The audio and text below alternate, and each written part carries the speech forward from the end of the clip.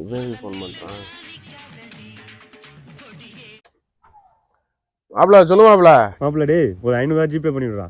ஏய் ஒரு டிராஃபிக்ல இருக்கேன்டா, டிராவல் பண்ணிட்டு இருக்கேன். சாயங்காலம் திருப்பி போட்டு விடுறா பண்றா. அப்புறம் கால் பண்றேன். ரூம் போய்ட்டு கால் பண்றேன்டா. டேய் பேச வேண்டியதான்டா, ஏன் அதுக்குள்ள போனை கட் பண்ற?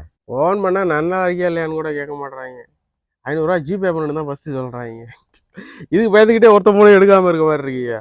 நீ யார்கிட்ட தாண்டா உண்மையா இருப்ப? எல்லார்கிட்டையும் போய் பேசுற. உன்னோட கேரக்டர் தான் உங்க வீட்டுக்கு தெரியுமா? தெரியாது.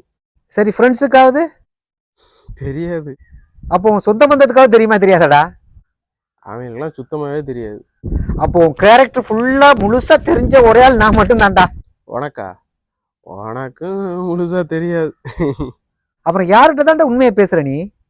வீட்டுக்கு போனால் எங்கள் அப்பா அம்மாட்ட ஒரு நடிப்பு, என் ஃப்ரெண்ட்ஸ் கூட இருக்கையில் அவங்கள்ட்ட ஒரு நடிப்பு, என் சொந்தக்காரங்கள்ட்ட ஒரு எக்ஸ்ட்ராடினரி நடிப்பு.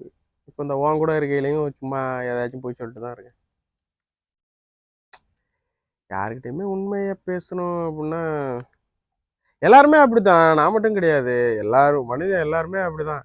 ஒரு ஆள்கிட்ட ஒரு நடிப்பு நடிச்சுட்டு போயிட்டு இருக்காங்க. அவனே அவனுக்கும் உண்மையெல்லாம் இருக்கிறது கிடையாது. நீ நல்லவனா கெட்டவனா?